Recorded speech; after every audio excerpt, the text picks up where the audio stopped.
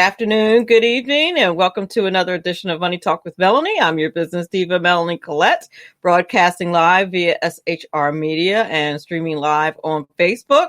Today, I'm very happy to have as my guest the one and only Mr. Mike Fitzpatrick. He is a cybersecurity expert and the founder and CEO of NCX Group Security. And he's going to talk to us today. We're going to talk about business, remote deployment, and security. So I'm very excited to have him on the show. He's a regular on the show. And I just had my puppy on my lap and he just jumped off. He literally just jumped off and started barking. He's been quiet. I've been sitting here for 15 minutes and he's been quiet all this time. Literally until I just went on the air. It's wonderful. Jerry Kruger, welcome to the Facey Chat. Thank you for watching. Thank you for watching and for listening. But before we talk to Mike, we're going to do a little money talk news. Uber has cut jobs amid the virus, and also they are being sued by the state of California, which is not all that shocking. The state of California is saying that Uber and Lyft drivers should be considered employees and that they're owed a minimum wage, overtime, paid sick leave, unemployment, and unemployment insurance. And so apparently my guess is that they do not understand the gig economy. California ruins everything. I swear. They just do. Let's see. I lost Mike for a second. Maybe he'll pop back in a minute. The virus has caused the coronavirus. I'm kind of sick of talking about it, but you can't it's a global pandemic and you kind of have to. It's cost Disney $1.4 billion. They've had a decade of expansion and ridiculous profit growth, and they've been hit hard by the pandemic, though, costing them $1.4 billion in lost profit last quarter. That is sad. That's going to affect them for years. Another company affected by the pandemic, Airbnb, to let a quarter of their staff go. They will lay off 1,900 employees, which is about 25% of its workforce, as the pandemic continues to halt global travel. That's true. Nobody's traveling anywhere. I use Airbnb quite a bit, and nobody seems to be traveling anywhere. It's terrible. Hey, Doug Paz, my unpaid publicist. Welcome to the Facey Chat. Oh, thank you so much, Jerry. I appreciate it. That's sad about Airbnb, but it's very true. Wendy's has having a beef shortage. Fortunately, the Wendy's near me is not having a beef shortage, but about 1,043 Wendy's restaurants list beef as out of stock amid beef supply concerns. This is according to Tyson Goods. Pork production in the U.S. has also slipped by 50%. Now, I was watching a news update about that today, and the Secretary of Agriculture says that should be straightened out in 7 to 10 days. But for Wendy's not to have beef is just kind of crazy. That is just kind of totally nuts. Jerry says, what do you think will happen if patriots just start opening up their businesses? Oh, we'll talk about that on the other side of the break. Will the dictators back down, or will they just let us work? I hope they let us work. I am here in New Jersey, as some of you guys know, and our dictator just told us that we're in the pokey for another 30 days. Now, that doesn't mean that he cannot change things, but or do some kind of slow open. But right now, he just renewed his state of emergency for another 30 days, which I'm less than delighted about. Yeah, exactly, Doug. Where is the beef? There is no beef at Wendy's. That is awful. Now, what's going to also have to happen amid this pandemic is our office spaces are all about to change. So those little cubicle situations, when people return to non-remote work, which we're going to talk a lot about remote working today, most offices are going to look really different. as companies plan a range of surveillance and security protocols to curb the virus transmission. And what I would think that would include, my guess is that means that people are going to have to be 6 feet apart. I'm trying to figure out how that's going to work. I honestly don't know how that is going to work. You're going to have, my guess is they're going to have to do some kind of rotating schedule. I don't know. The same thing with schools. Either we're all going to have to wear masks if they're planning on social distancing, or you're going to have some way to have us 6 feet apart. I personally, when I teach in a computer lab. So I'm trying to figure out how in the world I'm going to teach a class in a computer lab with 25 kids and social distance at the same time. And just as a side note, as some of you all know, I have my puppy in the studio with me, and right now he is to my right playing with a toy, and it's so distracting and hilarious. I wish I could. For those of you who are following on Facebook, I really wish I could spin the camera around and show you what he's doing. It's very distracting. I'm trying not to laugh, but he's spinning around. At least he's being quiet. That's all I care about. So, I spoke too soon. He's like, I'm being quiet, am I? So my guest today is Mike Fitzpatrick. He's cybersecurity expert, founder and CEO of NCX Group Security. He's going to talk to us today about business, remote deployment, and security. I can't wait to talk to him. But before we do that, brand new Ron Edwards notebook coming your way right now. We'll be back in about a minute. They say an ill wind always blows somebody some good. In my opinion, that applies to the current Corona-China virus situation. I'm Ron Edwards. On today's page from the Edwards Notebook, throughout our beloved republic, many leftist governors and mayors have used the Corona-China virus as an excuse to literally bring our mighty economy to a screeching halt via draconian measures that did way more damage to our economic well-being than the Corona-China virus, which will fade naturally on its own as viruses and flu invasions fade away every single year. So with 20 million jobs all gone and maybe 10% of U.S. businesses that may not recover, it was a great display of wisdom and common sense when President Trump decided to close U.S. borders to immigration. The usual chorus of open borders at all cost minions freaked out, but I couldn't have been more proud. Finally, the endless stream of immigrants needed to be halted, at least temporarily. For no nation can remain great if immigration growth outpaces the birth rate of its sovereign citizens. In fact, immigration should be halted every 3 or 4 years for a 2-year period to allow for assimilation. Wake up, my fellow Americans.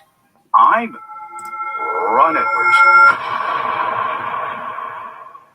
Check out theronedwards.com. Sponsored by the Tri-County Liberty Coalition. Don't just pass the IRS exams. Why not pass them all and get a solid tax education too? Visit irsexams.school and let the Tax Mama staff get you started today. All our live and self-study tax courses offer you the convenience to study online on your own time and have everything you need to succeed. Tax Mama teaches you tax law, practice, and representation from the ground up. That's irsexams.school. Why wait? Get enrolled today in our premium course or the self-study class. That's irsexams.school. It's way more than just a review course. It will improve your entire future.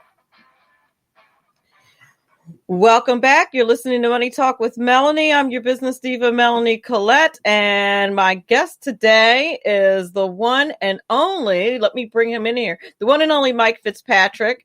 Like I said before, he is a cybersecurity expert and founder of, why is he not? Oh, here he comes. Okay, there we go. And he's the founder and CEO of NCX Group Security. How are you, Mike? I can't hear you. Let's see if I can hear you now. That one was my fault. All right, let me see if I can hear you now. Nope, I can't hear you. We're having a little bit of technical difficulty here, folks. I'm trying to hear. We just did a total and complete test. We were chatting away before we got on the air, and for some reason, now I cannot hear him. I don't. Why? It is. Yeah, I know. No, Mike. We were just talking earlier, and I was able to hear him fine. Let me see. Let me bring you out and bring. Oh, let me see if I can hear you now. Nope, still can't hear you. Do you see your mic at the bottom of the? And it's on? Okay, now it's off. Ask, does he have Python's scripts and bacon? I'm not sure why. You want to go out and come back in? I'm not sure why I can't hear you. Let's see. Nope. I got nothing. I apologize, folks. Maybe if I can't get him back up, I will have him call in. But it was working just fine about 5 minutes ago. We were talking and chatting away. Chatting away. LOL, it must be Verizon. Yeah, I can't. Yeah, that's try. You know what? I'm going to refresh my screen. You try refreshing your screen.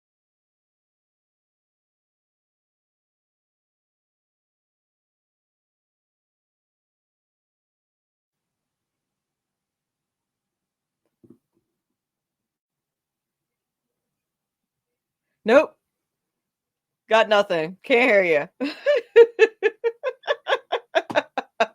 But I can find the call-in number and have you call in. Oh, sorry about that, folks. This is live radio. This is what happens sometimes, occasionally. So what I'm going to do is have Mike call in as soon as I locate my regular number that I usually use for call-ins, which one would think that I would have memorized, but I do not. I do not, because it's not a number that I use all the time. Actually, let me give you that number right now. 937. This is my work number. 937-756-6639. Give me a call. Mike can give me a call so I can talk to him.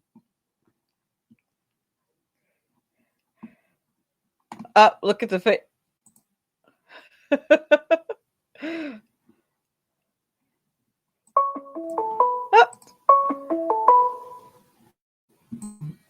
Hi, Mike. Are you there? Yep, I'm here. I cannot believe that I can't hear you now. Again, the audio is set correct on my end. Now we're getting reverb. Yep, because you can hear me on your end. Yep. So I hit mute.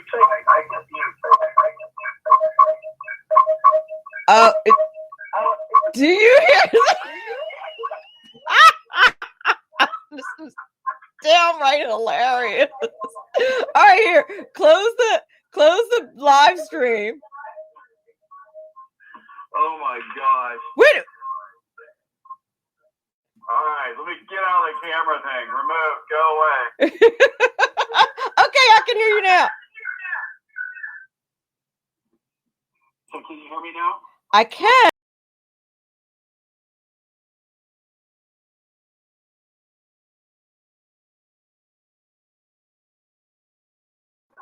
Get it to stop doing that. And I can't get it to stop doing that. Oh, this is the show from hell. It really is. And I can't believe how well it was working just a few minutes ago. All right, so what I'm going to do is I'm going to close out of this Believe app and see if that helps. Yep. I think that helped. All right. All right. Yes. Okay, so we'll do this the old-fashioned way. have a computer background, right? Oh my gosh. Oh my, I cannot believe that didn't work. I don't understand what happened there. But anyway, thank you guys for your patience and putting up with that. I appreciate it so much. So for those people who don't know you, Mike Fitzpatrick, can you give us a little bit about your background, what it is that you do as a cybersecurity expert? Well, normally it's not tech support on video apps, but for the last 18 years, we've been working with companies, both nationally and internationally, to mitigate the risks associated with cybersecurity, business continuity, which includes pandemic planning, which even with my experts, what we're going through right now was never part of the discussion. So we include that, incident response, and then we have a managed security services practice where we can actually take over the security operations for companies. It's ideal for small businesses. They can actually outsource it. It's a cost-effective way to expand their services or their security reach. We just did this for a client, and basically the cost comes down to about $8.30 an hour to do something like that. So it's really cost effective for customers and clients. Excellent. Excellent. Very good. So we were talking a lot about the pandemic and how it's affecting businesses and the security aspects of that, I guess I should say. I was thinking a lot about this. One of the things that I was thinking about is how we use apps like BeLive and Zoom and things like that. And here locally at a local town, like a municipal meeting, not in my town, not where I live, but one nearby, they were using a Zoom app, and someone hacked into the Zoom app and put some naughty pictures up. And then, the thing that's interesting to me about Zoom, and going back about a year now and looking through some of the material that was out there related to Zoom, who is a U.S.-based company, but all of Zoom's development, product development, technology development is done in China. Wow. So it is no secret to anybody, ask anybody in tech, that anytime you're doing business in China, the Chinese government wants concession. A lot of times that is back doors to your tech so they can monitor Chinese people. So again, don't know if this is going on, but man, from a security perspective, what an incredible Trojan horse for the Chinese government in order to just set in on meetings. So in other words, when you get Zoom, you also get the Chinese government right along with it. Potentially so. I mean, again, it's no secret what the Chinese government tries to do to Google and Apple and other U.S.-based tech firms.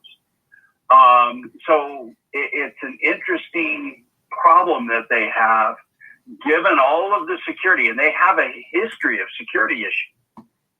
So, I mean, we don't use them. For our meetings, we use secure and encrypted rooms through GoToMeeting. WebEx is okay, but it's kind of clunky. There's another one, I think it's called Wicker, that is also is AES 256-bit encrypted conferences as well. So, I mean, there's other solutions out there for that type of thing.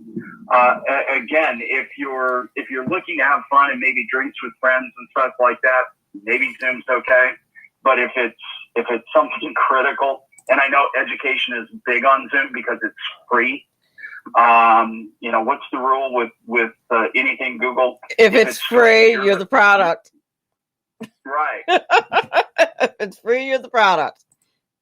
Yep, exactly. So, again, it falls into the whole dilemma now of how you move remotely. And part of one of the things I posted on Twitter and Instagram today is my dad used to say this all the time to me, and it's partly what, we see and we're all experiencing right now for something that's unprecedented, and that is have a plan or plan to fail. My dad used to say that to me all the time growing up. Have a plan or plan to fail. We know that 62% of all businesses don't have an information risk management plan. The IT departments and IT resources out there are exhausted in working with the string and tin cans to keep everything up and operational. So I was having this conversation with one of our community college clients a week ago. They're not planning on being back on campus until spring of 21. Partly because of the fact that a lot of students have had severe difficulties with the isolation. They've had severe difficulties with online learning. It has been a challenge. We've seen it here even in my own home with my son, who's back from college due to the coronavirus. So it's interesting because while they think that this may be past, they're trying to sell, the narrative that they're trying to sell is that there's going to be a rebound of this thing. That is not holding true in Australia and New Zealand. We got to watch the globe and not listen to just Fauci and bricks every day. Oh, gosh. You're right about that. But that's a whole different conversation. But look at what the rest of the globe is doing, right? So look to the west, as from California here, right? New Zealand, Australia is a country of 25 million people. Do you know how many deaths they've had? How many deaths have they had? 89. Wow. 89. They had a total of 8 cases last week. They are in fall and headed to winter right now. Okay. There does not, because South Pole, right? So there does not appear to be this massive reoccurrence. The other side of this is, this is I've been following a lot of doctors. This is an RNA virus. Okay. There is not a vaccine for anything that is an RNA virus. So to say that we're going to get a vaccine in September is probably not really going to happen. Okay, so AIDS is an RNA virus. Right. The cold is an RNA virus. The flu is an RNA virus. Do we have cures for any of those? Nope. Let's talk about Fauci's involvement for a quick second with AIDS at the beginning in the early 80s and how mismanaged he did that. He's been in this role for 40 years. So, again, from a remote computing standpoint, a remote working standpoint, as my friend was discussing with me last week, he was basically saying, we don't want to go through the trauma of bringing the students back on campus in the fall for the fear of having a rebound that I think some are actually hoping for, that they don't want to put them through the stress of having to pack back up, leave campus, and go back to online. So they're kind of thinking, let's leave it as is. Now, from his perspective on the IT side, he's going, I would much rather leave what I have tacked up to the wall for everybody to work remotely in place and not set it up, tear it down to set it back up again. Right. It's exhausting to the IT department. Sure. But so from a security standpoint, like we talked about last time, you got to make sure that your operating systems are up to date. You got to make sure that you're taking the proper security measures, and hopefully your companies and organizations are making some decisions from that perspective as far as what should be done. Realize that the attack vectors have gotten much larger now with everybody dispersed Now, rather than in an office. With the attack vector is like what, the field of opportunity, so to speak? Yes. So it used to be that until Corona got here, you could, companies from a security standpoint, you try to make your exposure, your attack surface, as small as you possibly can. Most companies, when they're online and out in the world, they want to try to be as big as they can be from a branding standpoint. Certainly. From a security standpoint, you want to be as small as you can be. That makes sense. Because it leaves less doors and windows to try. So when you send everybody to work remotely, a lot of the security measures that they built in place for everybody working in an office aren't applying right now. Some things are, some things aren't. I was thinking about that. My sister's working remotely, and she works for the state.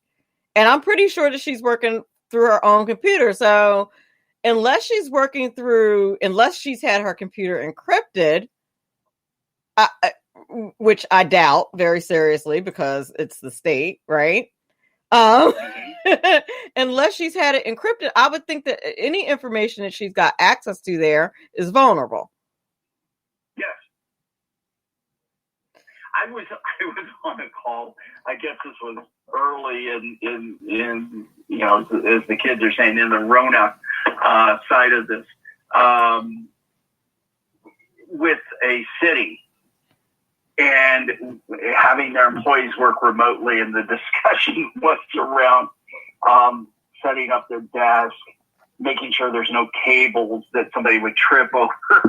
At no point did the discussion ever come into cybersecurity in any way, shape, or form. And so it's interesting, the thought process with some organizations and what matters and what doesn't matter.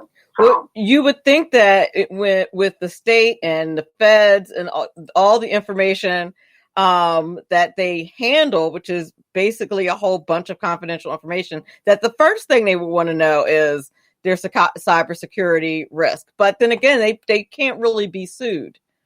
So I guess they're not worried about it. No, I mean here in California, the city, cities, counties, state government, they're all exempt from all of the things that the state puts on top of business, right, in the state of California. And it's pretty much that way across the country. Exactly.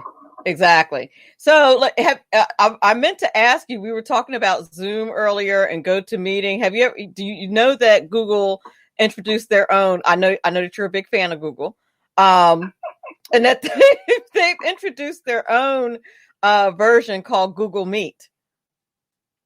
Yeah. And it's in Google Classroom. It's just more access to your kid.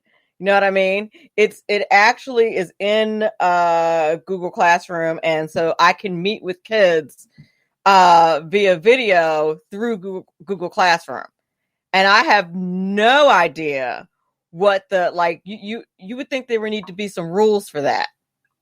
But we don't really have any rules. Even Zooming with kids, there's no rules. The original rule is just this whole Corona thing has changed the game, because it used to be you couldn't really talk to kids through any type of social media, cybersecurity, or anything like that. And now we have a situation where, because we're teaching, we're video chatting with kids, which would be unthinkable 2 months ago. would have been unthinkable, and now we're doing it all the time to help kids try to learn some stuff. It also violates FERPA.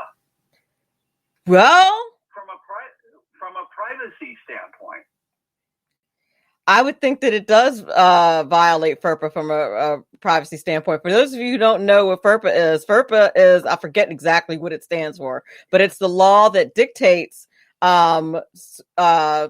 security for personal information. for kids. And so teachers and administrators are not allowed to reveal personal information about kids because it's against the law. But yeah, I could totally see how that could be a FERPA violation. Well, so now you're holding class on Zoom and Google, and now you've got platforms that have ways for people to actually access that data and hack the rooms, as we've seen with Zoom in some of the instances, right? So, I mean, is the privacy of these students actually protected? I would say no. I mean, it's a legitimate question. And Google, Google, everything's about collecting data. I mean, early on in this process, they were actually jumped in, out of the heart of gold that Google has. They jumped in to help set appointments for people to go get tested. But you had to basically share your entire medical history with Google to get set appointments. And so Google is now just collecting what they already know about you and adding a health component to it. Pastor Carl in the Facey chat said hair sniffers should be banned from Zoom. Should everybody? Yeah. Zoom's got big problems. We were talking about that earlier, Pastor Carl, about the problems with Zoom. And I mean, I don't know how secure Google Meet is either. And I don't even know that schools have a policy in place for this. Like official. No. I can tell you at the higher ed level, they don't. Businesses don't really have a policy for this. Yeah, you're probably right about that. They don't. Businesses don't. That's why you make the big bucks, Mike, because you're the person who's got to say, hey, guys, you might want to protect some of this information. Yeah, you might want to just think a little bit more. I get the fact that, business is in the toilet as a result of this. I'm grateful that we get to, we've got clients, we work remotely, it's social distanced. I hate that term. Anyway, I get the necessity of it, but when you start looking at the actual medical data rather than the horribly wrong models that we've all been frightened to death by, this really isn't much different than the flu. And so it's interesting how businesses are adapting, how they're going to have to try to adapt. There's 5.7 million, what I call the Fortune 5 million. You've heard me say this before. The 5.7 million businesses in this country with less than 100 employees. Wow. 3 weeks ago, the vast majority of our economy is based on this group of businesses. Right. This is the group that pays by far the heaviest burden on taxes and fees and everything else. And we're always the last to the table for any help, as we're seeing now. But Yahoo 3 weeks ago published an article that basically said that they are expecting 43% of that group of businesses to be out of business, to never open their doors again as a result of this. So that would mean 2.5 million, 2.4 million businesses gone, wiped out. There was another article yesterday in Forbes, I guess it was, they're projecting 40%. Not too far off from 3 weeks ago. But again, these are businesses that closed their doors in mid-March that will never open them again. That is massive job loss. The whole money program has just been a fiasco. Do you think that it's predominantly service businesses like your hairdressers and your restaurants and things like that, or are there other types of businesses that are affected by not having proper cybersecurity along with this pandemic situation that we have. Like, do you think there's a marriage there between the two? Well, I think what you the type. I mean, you got a number of different businesses. I mean, sandwich shops, dry cleaners. I mean, you can go down the list, and it's not really cybersecurity related, but just folks that work a storefront from a lot of different, a lot of perspectives. I'm thinking about my buddies Paul and Graham here in town that own the #1 Irish pub in California. They've been closed for 7 weeks. They're opening today because, again, what everybody here was told April 30th was going to be the day and we'd shift back to normal. We have a public health officer. I would ask everybody to look into the backgrounds of their public health officers in your counties. I was astounded to find out that our public health officer here, who's running this and who has extended our parole date to June 19th. Now, back in Texas where I'm from, that's Juneteenth. So the irony was not lost on me, Melanie. Wow. That's amazing. I think. So, go ahead. No, I was just going to say, I think our buddy Lonnie is sharing our video. Go ahead. Yeah. Let him have some fun. Yeah. So anyway, so we've been extended another 6 weeks. And so this particular health officer that we have, and again, it's less cybersecurity, but it goes to the point. You have to know who you're working with. This particular health officer is a pediatrician. Well, he doesn't know anything about infectious diseases or, I mean, he's not an internist. He's not a cardiologist. He's not a pulmonist. He's a pediatrician. So, and we're listening to a pediatrician. And so now you've caused all these businesses to go into remote deployment, like we talked about earlier. Is there, once you go to remote deployment, and we've been on this remote deployment thing for a while, some people they're going to slowly bring us back from remote deployment to be right back on campus. Are there, I would think, some security issues that you have to be concerned with once you kind of bring everybody back to your IP address, your servers, you know what I'm saying? Like everybody's been working from their house, and now you're bringing everybody's going to go back to working in the office, and everything's going to be fine. I find it hard to believe that there's no cybersecurity issues there. Well, I think it goes back to IT departments and, bringing them back, setting things back up, plugging back in, those kinds of things. I think business owners have another question to think about when they open, and that is, okay, from a legal standpoint, we bring them back. If there is an outbreak within the building, am I, as the ownership team of the company,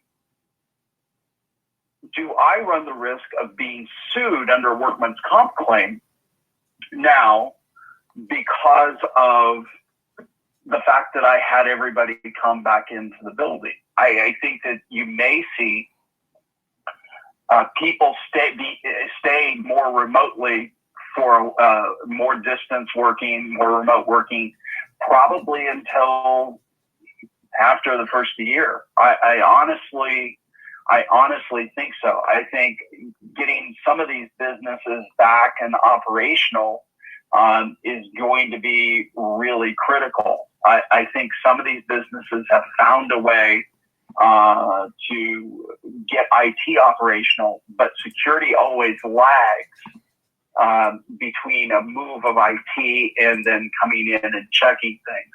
So the security aspect of things is really lagging. within organizations today. We're starting to see it pick back up, and people now wanting to test and scan and do the things that we do from an assessment standpoint to make sure that they are as secure as they can be given the new posture. But I think that you're going to see some of these businesses stay out until we get to a point to where they feel more confident that this is under control. So it's going to be it'll be interesting the rest of the year to see how this plays out. I was trying to understand why they would not want, why schools, for example, wouldn't want to go right back into the classroom, because it's not the same thing. Of course, you have Cuomo saying, my understanding is that he is trying to reinvent education. He thinks this whole remote learning thing's a fantastic idea. Says someone who's never tried to teach that way. Like you can't, listen, I think it's fine for some things. Like I did my undergraduate degree, most of my undergraduate degree and my master's online, but that's business.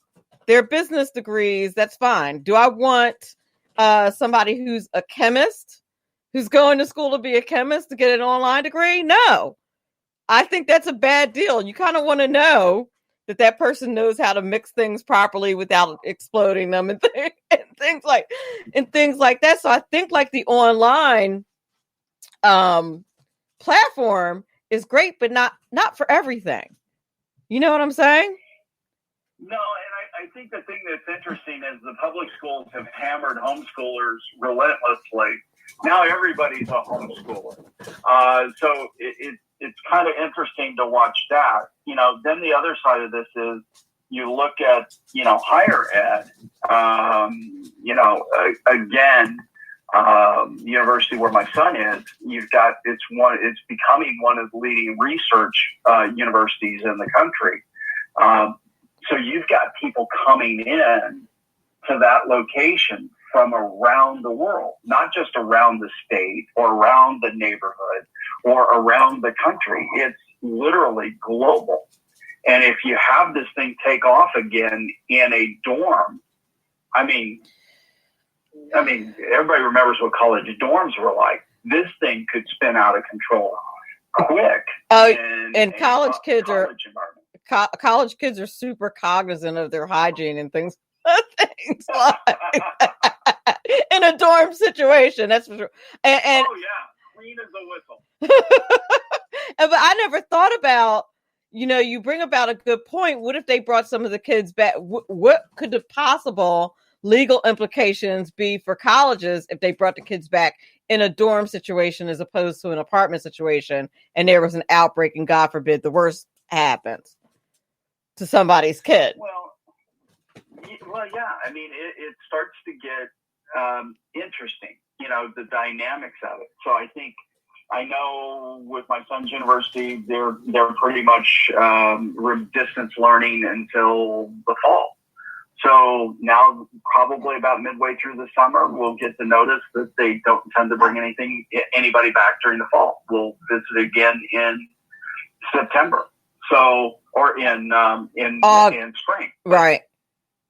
It just seems like overkill. It just seems like overkill to me. And maybe I'm not taking this as seriously as I should be, but it just seems, until you bring in the legal aspects of it, it seems like overkill. But again, like we were talking about earlier, there's some legal exposure anyway.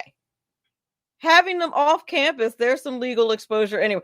I mean, you guys I'm sure they didn't give you a discount because he's doing his work from online. Did they say, okay, well, this is not what you signed up for. This is not what you signed up to pay for. So here's some money off for that. I mean, I would think that and I think that, given what the state of the economy is going to be going forward, I think a lot of these universities, I think a lot of businesses will kind of have to rethink what they've been charging. Now, I hope that, we take a page out of what happened with the Spanish flu in 1918. There was a depression then, far worse than the Great Depression, by the way. But Calvin Coolidge was president. He took, I remember this when I was in history in high school. It was a laissez-faire president. He just kind of took his hands off the switch and let everybody do what they were going to do. He removed regulation and he cut spending, and it gave us the Roaring 20s. The stock market crash in 28, I think it was, wasn't caused by those policies. It was actually caused by a hurricane in southern Florida in 1926. It created a housing bubble. That was the problem. And then you had the Great Depression that was extended because of FDR's policies of price fixing and manipulation and all of that. So, again, if we follow Coolidge's example, I think we should be able to get out of this quickly, hopefully. But Levon in the Facey chat said college should be cheaper anyway. And Doug said, you think our intel is worried about the Chinese? Well, I think everybody should be worried about the Chinese at this point. Yeah, the Chinese are not our friends. So, we need to bring back as much manufacturing as we possibly can. If, you need cost-effective manufacturing, find somebody else other than the Chinese to do it. But at a certain point in time, we got to realize that the world is not necessarily our friends, and that it's time to do things accordingly. So it's going to be interesting to see how all of this plays out. From a cybersecurity standpoint, again, it puts more and more companies at risk with this extension of their environments. The amount of hacking attempts, phishing attempts, all of that is going on today. I mean, it has just exploded, because where there's confusion, there's opportunity for hackers. And there's a ton of confusion. There's a ton of misleading emails around finances for businesses.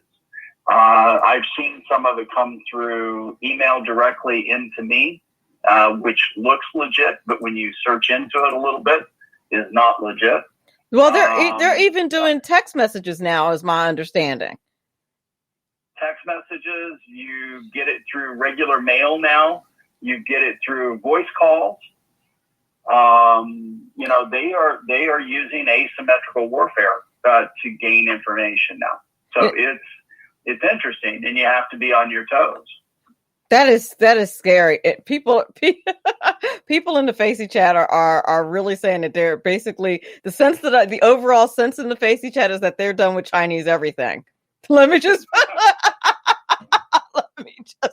now, of course, I'm not co-signing that, but that's basically they're done, which I don't blame them. Listen, how can companies avail themselves of their services and follow you on social media?